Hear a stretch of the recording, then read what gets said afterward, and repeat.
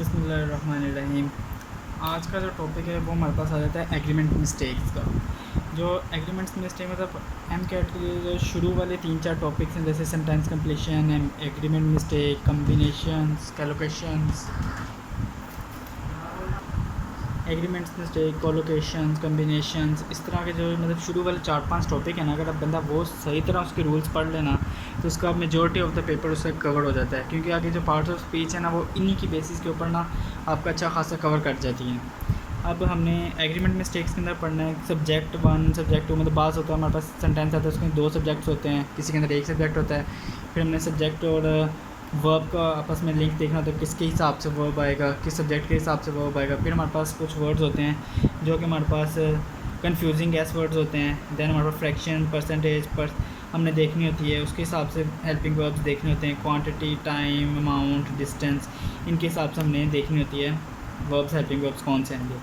अब सबसे पहले हम बात करते हैं किसकी, एग्रीमेंट मिस्टेक्स की। अब एग्रीमेंट मिस्टेक्स का सबसे पहला पॉइंट है वो है सब्जेक्ट और वर्ब या हेल्पिंग वर्ब का आपस में रिलेशन देखने में।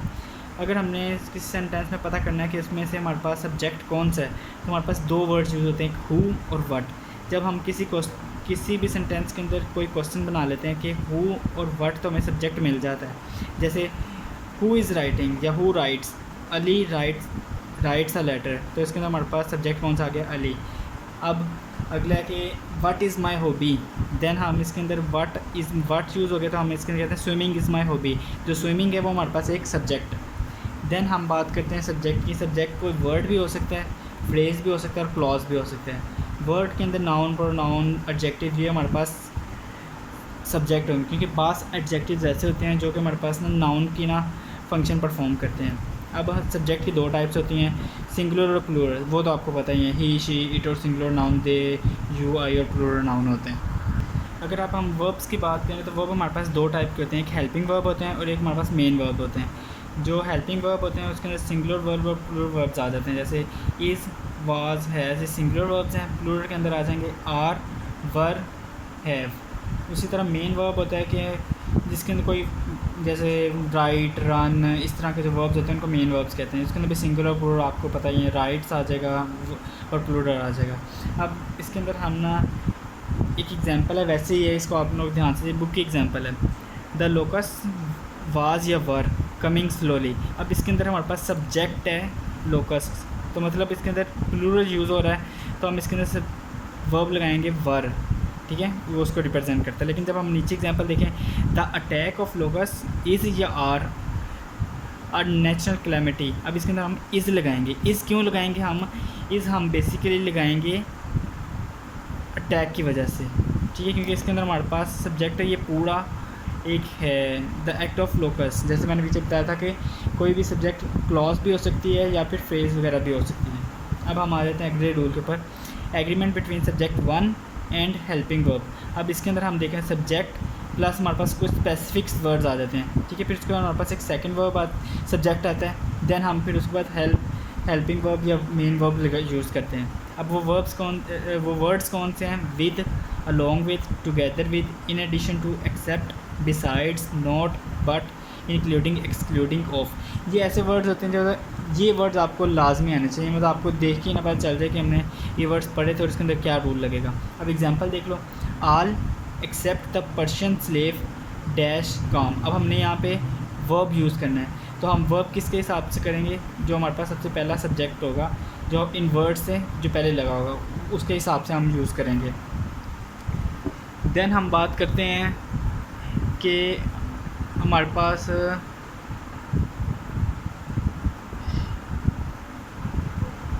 एग्रीमेंट बिटवीन सब्जेक्ट 2 और हेल्पिंग वर्ब। अब इसके अंदर हम देख लेते हैं, हमारे पास वर्ड्स आ जाते हैं, ईदर और, neither nor, not only but also. इसके अंदर हमारे पास जो सीक्वेंस आती है वो हमारे पास आती है ईदर सब्जेक्ट 1 प्लस और सब्जेक्ट 2 प्लस वर्ब या हेल्पिंग वर्ब। अब इसके अंदर हमने क्या करना है कि हमारे पास और के बाद जो सब्जेक्ट होगा ना उसके हिसाब से हमने वर्ब पुट करना है, ठीक है। Neither the soldiers not the king was, अब ये वाज आया है सब्जेक्ट 2 के हिसाब से, going to ruin the village. Neither the quack or the camel man are stupid, इसके अंदर आर हमारे पास आया है किसकी वजह से, कैमल मैन की वजह से, ठीक है। अब उसके अलावा एक रूल ये है, ये रूल याद होना चाहिए कि the only plus subject plus first verb, then relative pronoun plus subject plus verb one. ये एक रूल है, मतलब सेंटेंस की स्ट्रक्चर आपको कोई द ओनली से आए तो आपको ये स्ट्रक्चर याद होना चाहिए। अब हमारे पास अगला यूज़ होता है टू सब्जेक्ट्स जॉइंड या two subject words joined by word and. ठीक है, अब इसके अंदर हमारे पास सिंगुलर वर्ब यूज़ होगा या प्लूरल वर्ब यूज़ होगा। अगर हमारे पास कोई भी सेम आइडिया हो, दो सब्जेक्ट हों, वो सेम आइडिया दे रहे हो तो हम सिंगुलर वर्ब यूज़ करेंगे। अगर हमारे पास सब्जेक्ट दो हों और वो दो डिफरेंट आइडियाज़ दे रहे हों देन हम प्लूरल वर्ब यूज़ करेंगे। अब इसकी एग्जांपल ले लेते हैं। A car and a bike dash my means of transportation. अब कार एक अलहदा व्हीकल है और बाइक एक अलहदा व्हीकल है, मतलब दोनों डिफरेंट आइडियाज़ दे रहे हैं तो इसीलिए हम यहाँ पे आर यूज़ करेंगे। ब्रेड एंड बटर, ठीक है, ब्रेड और बटर ये हम सेम सेंस इसके अंदर आती है रोज़ी की, रोज़ी रोटी जो हम कमाते हैं। Is hard to earn by someone, इसीलिए हम यहाँ पे इज़ लगाएंगे। Two and two make four. अब देखो टू एंड टू दो डिफरेंट बात है तो इसलिए हम यहाँ पे मेक लगाएंगे। Time and tide wait for no man, ये हमारे पास एज इट ही यूज़ होती है।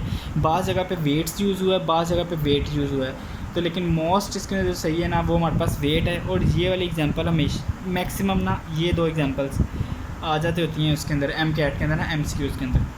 देन हम यूज़ करते हैं use of possessive adjective and article. अब इसके अंदर बाज़ दफ़ा हमारे पास ना डिटर्मिनर्स होते हैं।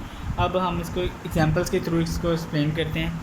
My teacher and friend often dash मी, मतलब हेल्प आएगा कि हेल्प्स आएगा। अगर डिटर्मिनर एक हो, मतलब एक डिटर्मिनर एक बंदे को शो कर रहा है, माई टीचर एंड फ्रेंड, मतलब जो टीचर है वो मेरा दोस्त भी है, मतलब ये एक ही बंदे की बात हो रही है, इसीलिए हम यहाँ पे हेल्प्स लगाएंगे। ठीक है, देन हम बात करते हैं my teacher and my friend. अब दो डिटर्मिनर प्लूरल हैं तो इसी वजह से हम दो डिटर्मिनर की वजह से ना हम यहाँ पे हेल्प लगाएंगे, क्योंकि यहाँ पे दो बंदों की बात हो रही है कि टीचर भी और मेरा दोस्त भी, तो ये डिटर्मिनर के हिसाब से आ गया। अब आ जाते हैं हमारे पास कन्फ्यूजिंग एस वर्ड्स। ठीक है, ये होते हैं इन प्लूरल फॉर्म लेकिन इनके साथ आता है हमेशा सिंगुलर वर्ब है। ठीक है, अब इसके अंदर वर्ड्स देख लेते हैं। News, wages, series, innings, sports, means, summons.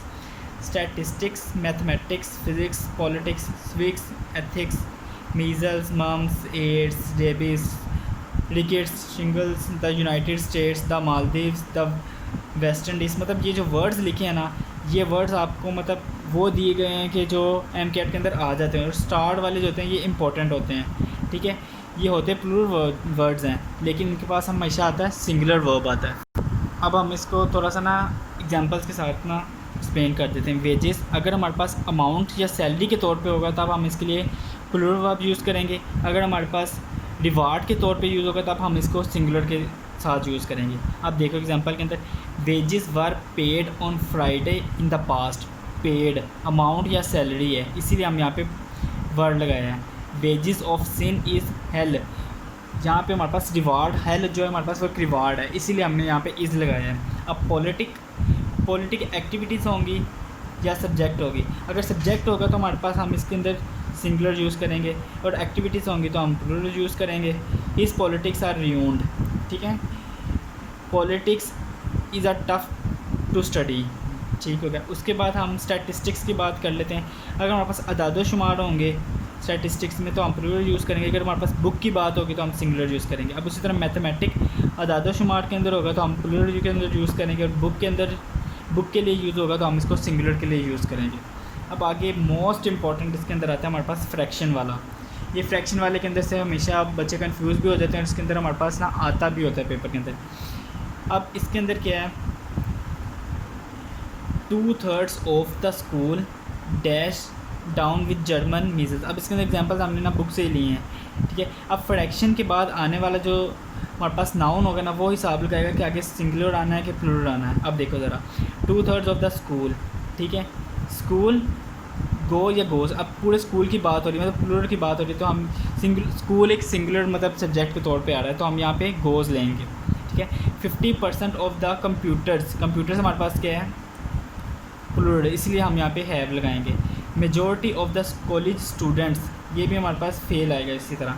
अब ये सेम एग्जांपल इसी तरह है। ठीक है, तो इसके अंदर हमारे पास ऑफ के बाद जो हमारे पास आएगा ना कोई भी सब्जेक्ट वगैरह कुछ भी आएगा वो हमारे पास हिसाब लगाएगा कि हमने आगे सिंगुलर लिखना है या प्लूरल लिखना है, ठीक है। अब उसके बाद हमने पीछे देखे थे रूल्स के अंदर क्वांटिटी, टाइम, उस तरह की चीज़ें, अब उस तरह को देख लेते हैं। $10 अमाउंट है ना, तो इज़ अ ग्रेट डील, इसीलिए हमने इस $10 के साथ हमने मतलब अमाउंट के साथ हमने इज़ यूज़, इज़ मतलब हमने सिंगुलर यूज़ किया है। 6 ईयर इज़, ये टाइम आ गया, इसलिए हमने यहाँ पे इज़ सिंगुलर यूज़ किया है। 10 किलोमीटर्स इज़, ये हमारे पास डिस्टेंस आ गया, इसीलिए हमने यहाँ पे सिंगुलर यूज़ किया है। इन चीज़ों के साथ हम सिंगुलर यूज़ करते हैं। देन हमारे पास ये रूल बहुत दफ़ा आया हुआ है एमकेट में, बहुत ही दफ़ा आया हुआ है। आ नंबर ऑफ़ या अ वैरायटी ऑफ के बाद नाउन, हम उसके बाद हमेशा प्लूरल वर्ब आएगा। आ नंबर के साथ प्लूरल आएगा, दा नंबर या दा वैरायटी ऑफ के साथ हमेशा सिंगुलर आएगा, ठीक है। अब हमारे पास अगला आ जाता है noun and pronoun. Only third person pronoun refer to noun, ये सिंपल सी बात है, सबको ही पता होती है। Example he, she, it, they. अब इसके अंदर हमारे पास मेजरली ना इट और दे यूज़ होते हैं। अगर हमारे पास एग्जाम्पल्स आएंगे ना, तो अब एग्जाम्पल या एमसीक्यूज़ भी आएंगे तो उसके अंदर इट और दे कॉमनली यूज़ होते हैं। The students should realise that they या you have a lot of responsibilities, ठीक है। अब हमने क्या, थर्ड पर्सन जो प्रोनाउन होता है वो हमारे पास किसको रिप्रेजेंट करता है, नाउन को, इसलिए हम यहाँ पे दे लगाएंगे। फिर उसके बाद आ जाती है हमारे पास बात किसकी, नाउन एंड पोजेसिव एडजेक्टिव की। Possessive pronouns his, her, its, their. अब द चाइल्ड थ्रू हिज या इट्स फूड, इट्स फूड, क्योंकि हम चाइल्ड के लिए हमेशा इट लगाएंगे, लेकिन हम मेल या फीमेल के लिए ही या शी लगाएंगे। मतलब लड़का है तो ही, लड़की है तो शी, लेकिन यहाँ पे हम चाइल्ड के लिए इट का वर्ड यूज़ होता है। देन हमारे पास आ जाते हैं quantifiers, noun and it's quantifiers. Quantifiers दो तरह के होते हैं, मेजरेबल जिनको हम मेजर कर सकते हैं, न्यूमरेबल जो मतलब नंबर के हिसाब से होते हैं। अब amount, much, little, number, many, few. अब देखो ज़रा, शुगर नाउन, मतलब इसके अंदर ये है कि हमारे पास ये जो वर्ड्स हैं ये हमारे पास मेजर किए जाते हैं, और जो ये हमारे पास ये नंबर को शो करते हैं, ठीक है। उसके बाद हम इसके अंदर लगा देते हैं नाउन। जिस तरह हमारे पास था आ नंबर ऑफ और दा नंबर ऑफ, उसका रूल, उसी तरह हमारे पास ये रूल भी इंपॉर्टेंट है कि अगर हमारे पास मैनी वर्ड यूज़ होगा तो हम प्लूरल यूज़ करेंगे, प्लूरल वर्ब्स यूज़ करेंगे। लेकिन जब हमारे पास मैनी आ आएगा देन हम सिंगुलर यूज़ करेंगे नाउन, और सिंगुलर वर्ब यूज़ करेंगे, ठीक है। फिर उसके बाद many a time, many a brother, many a sister, ये इसी तरह। उसके बाद सिंगुलर नाउन और सिंगुलर वर्ब यूज़ होंगे, ठीक है। देन हम बात करते हैं नॉमिनल एडजेक्टिव्स, वर्ब्स या फिर हेल्पिंग वर्ब, ठीक है। अब हमारे पास आ जाते हैं पुअर, उसके साथ दा लगाएं, दा पुअर एक कम्युनिटी को शो करेगा, दा रिच कम्युनिटी को शो करेगा। मतलब जब इस तरह की चीज़ें होंगी तो हमारे पास उसके बाद प्लूरल वर्ब आएगा, और यहाँ पे जो हमारे पास एडजेक्टिव्स होते हैं वो हमारे पास नाउन का फंक्शन परफॉर्म करते हैं, ठीक है। दा रिच, अब देखो रूल आ गया, दा रिच, द प्लूरल। उसके बाद हमारे पास प्लूरल वर्ब आएगा, look down upon the poor, ठीक हो गया। ये कम्युनिटी को शो कर रहा है, मतलब पूरे नाउन के शो कर रहा है। देन हमारे पास आ जाती है नाउन और रिलेटिव प्रोनाउंस, ठीक है। रिलेटिव प्रोनाउंस, अब हमारे पास बेसिकली आपको ये चीज़ याद होनी चाहिए कि हु किसके लिए यूज़ होता है, विच किसके लिए होता है, डैट किसके लिए होता है। हु पर्सन या पेट एनिमल्स के लिए यूज़ होता है, विच एनिमल्स या थिंग्स। अब पेट एनिमल्स और एनिमल्स, इनका ध्यान रखना है कि हु हमारे पास पेट एनिमल्स के लिए, विच हमारे पास एनिमल्स और थिंग्स के लिए, और डैट जो होता है वो हमारे पास किसी भी चीज़ के लिए यूज़ हो जाता है, ठीक है। अब एक होता है एंटीसीडेंट, एंटीसीडेंट डिसाइड करता है कि हमारे पास हु यूज़ होगा, विच यूज़ होगा या डैट यूज़ होगा। अब आप लोग पूछोगे एंटीसीडेंट क्या होता है। एंटीसीडेंट कोई भी नाउन या प्रोनाउन होता है जो कि हमारे पास relative pronoun who, which, that से पहले आता है, ठीक है। अब देखो द मैन डैश, अब मैन एक जानदार है, पर्सन है, उसके लिए हम हु यूज़ करेंगे, ठीक है। अब अगला हम ले लेते हैं he dash is who, he who struggles wins the race. अब जो ही है वो हमारे पास एंटीसीडेंट मतलब प्रोनाउन है, ठीक है। अब ही के लिए हम हु यूज़ करेंगे। अब ये अगला रूल है, वर्ब या हेल्पिंग वर्ब रिलेटिव प्रोनाउन के बाद कौन सा यूज़ होगा। एग्जांपल से हम देखते हैं, दोज हु स्ट्रगल विन या विंस द रेस। अब हमने रिलेटिव प्रोनाउन आ गए, रिलेटिव प्रोनाउन से पीछे जो हमारे पास सब्जेक्ट होगा हम उसके हिसाब से यहाँ पे आगे यूज़ करेंगे। विन आएगा या विंस आएगा, पीछे दोज है तो इसीलिए हम यहाँ पे विन यूज़ करेंगे। अब इन्वर्जन का तो एक आता है एमसीक्यू, बुक की लाइन जो होती है नाम, वो लाजमी होती है। इन्वर्जन कैसे कहते किसे हैं, use of verb before the subject, उसको हम कहते हैं इन्वर्जन, ठीक है। Example, out ran Margaret to join them. अब ये बुक की लाइन है, ठीक है। रैन हमारे पास वर्ब आ गया, मार्गरेट हमारे पास सब्जेक्ट आ गया, ठीक है। और आउट जो हमारे पास वो हमारे पास ऐसे एडवर्ब यूज़ हो रहा है, ठीक है। इसको कहेंगे इन्वर्जन। अगर हमारे पास एडवर्ब यूज़ होगा ना सेंटेंस के अंदर तो हम इन्वर्जन को फॉलो करेंगे। मतलब सेंटेंस के शुरू के अंदर अगर हमारे पास एडवर्ब होगा तो हम उसको इन्वर्जन फॉलो करेंगे। अगर एडवर्ब नहीं होगा तो हम सिंपल वही रूल यूज़ करेंगे, पहले सब्जेक्ट फिर वर्ब फिर ऑब्जेक्ट, ठीक है। अब किन के बाद इन्वर्जन होती है ये आपको याद होना चाहिए। Seldom, rarely, hardly, scarcely, when या डिड, ठीक है। मतलब ये इसका कम्बिनेशन है। No sooner, not only, here, there, third conditional sentence, not till, ये सारे एडवर्ब्स हैं, ठीक है। इनके बाद हमेशा इन्वर्जन यूज़ होगी अगर ये सेंटेंस के शुरू में आएंगे। अब ये एग्जांपल्स हैं, ये बुक की एग्जांपल्स हैं। No sooner I reached then it started to rain, ठीक है। अब नो सूनर हमारे पास क्या एडवर्ब है सेंटेंस के शुरू में, तो अब इन्वर्जन यूज़ करेंगे। नो सूनर एडवर्ब आ गया, देन हमारे पास वर्ब आ जाएगा, वर्ब के अंदर हम डिड, आई सब्जेक्ट, मतलब इन्वर्जन आ गया यहाँ पे। फिर wrongly chips read more than, rarely chips read more than a page of novel, ठीक है। रेयरली हमारे पास एडवर्ब है, तब ना हमारे पास यूज़ करेंगे वर्ब, तो डिड आ जाएगा। ये हमारे पास एक और एग्जांपल होगी। हेयर कम्स द बस, अब ये वही है, हेयर हमारे पास एडवर्ब है, कम्स हमारे पास वर्ब है, एंड द बस हमारे पास सब्जेक्ट है। अब हमारे पास ये थर्ड कंडीशनल आती है। ये थर्ड कंडीशनल ये मैं आगे जाकर ना आपको कंडीशनल सेंटेंसेस आएंगे उसके अंदर मैं समझाऊंगा। देन हमारे पास आ जाते हैं यूजेस ऑफ डैट। अब डैट हम किस किस के बाद यूज़ करते हैं, ठीक है। After indefinite pronoun, somebody, anybody, nobody, इनके बाद यूज़ होते हैं। After superlative degree of adjective, as a substitute, या एग्जांपल्स की तुलना आपको समझ लग जाएगी। After two incidents, one showing the person and other showing the thing और एनिमल, ठीक है। The same, the only, the little, the few, इनके बाद भी डैट यूज़ होता है। अब एग्जांपल दे रहा हूँ। Is there anybody that called me, not who, that, मतलब एनीबडी इनडेफिनिट प्रोनाउन है, मतलब इनके बाद डैट यूज़ होता है। ऑल डैट ग्लिटर्स, अब ऑल है ये हमारे पास इनडेफिनिट प्रोनाउन है। He is the dash, he is the most intelligent student that got first position in MDCAT, ठीक है। अब देखो द मोस्ट सुपरलेटिव डिग्री है, तो यहाँ पे सुपरलेटिव डिग्री के बाद हम डैट यूज़ करेंगे, ना कि हु यूज़ करेंगे। अब दो एंटीसीडेंट की एग्जांपल ले लो, the master and his dog, ठीक है। डैट मतलब दो एंटीसीडेंट के बाद हमारे पास डैट यूज़ होगा, ठीक है। अब एंटीसीडेंट क्या था हमारे पास, कोई भी नाउन या प्रोनाउन। अब द सेम और द ओनली, इसके बाद भी डैट आता है, ठीक है। He is the same person that helped me, ठीक है। अब as a substitute, the climate of the Multan is hotter than the climate of the Lahore, ये फ़िक्रा गलत है, लेकिन हमने इसके अंदर एज सब्सटीट्यूट के तौर पे हमने डैट को यूज़ करना है, तो द क्लाइमेट की बजाय हम डैट लगा देंगे, ठीक हो गया। अब एक ये यूज़ टू का रूल है, इससे रिलेटेड भी MCQ ज़्यादा होता है। अगर हमारे पास सब्जेक्ट है, यूज़ टू हम यूज़ करें तो उसके बाद हमारे पास सिंगल वर्ब आएगा, ठीक है। वर्ब की फ़र्स्ट फॉर्म आएगी, तो जब हम सब्जेक्ट है देन हमारे पास बी मतलब कोई भी इज़ एम आर वाज वार आ जाएगा, तो हम उसके बाद यूज़ टू आएगा, फिर उसके बाद हम ING फॉर्म यूज़ करेंगे। Example, he was used to dash tea in his youth. अब देखो वाज है, ये बी वर्ड है, ठीक है। उसके बाद एग्जांपल क्या दी हुई है, take, taking, took, be taken, तो हम यहाँ पे ING फॉर्म यूज़ करेंगे, टेकिंग, ठीक है। अब हमारे पास कुछ वर्ड्स ऐसे हैं जिनके बाद अगर हम डैट लगाएंगे ना तो वो हमारे फ़िक्रा गलत हो जाएगा। अब वो कौन से हैं, क्वेश्चनिंग वर्ड्स, सवालिया अल्फाज जो होते हैं, why, who, what, where, how, whether, if, इनके बाद अगर हम डैट यूज़ करेंगे तो हमारा फ़िक्रा गलत हो जाएगा, या इनसे पहले डैट यूज़ करेंगे तो फ़िक्रा गलत हो जाएगा। He ask me that where I live, यहाँ पे डैट नहीं आएगा। He ask me that if I was going to Lahore, that नहीं आएगा यहाँ पे, मतलब इन वर्ड्स के बाद नहीं आएगा, ठीक है। फिर उसके बाद एक रूल है, each, either, neither, none, anyone, somebody, इनके बाद ना सिंगुलर वर्ब आते होते हैं, ठीक है। अब फ्रेज या क्लोज जब वो सब्जेक्ट के तौर पे यूज़ किया जाए ना तो हमारे पास उनके अंदर आता है सिंगुलर वर्ब आएगा, ठीक है। Opening my presents was exciting, not word, क्योंकि हम फ्रेज या क्लोज को अगर सब्जेक्ट के तौर पे शुरू में ले रहे हैं, सब्जेक्ट के तौर पे, तो उसके साथ हमेशा सिंगुलर वर्ब या हेल्पिंग वर्ब आएगा।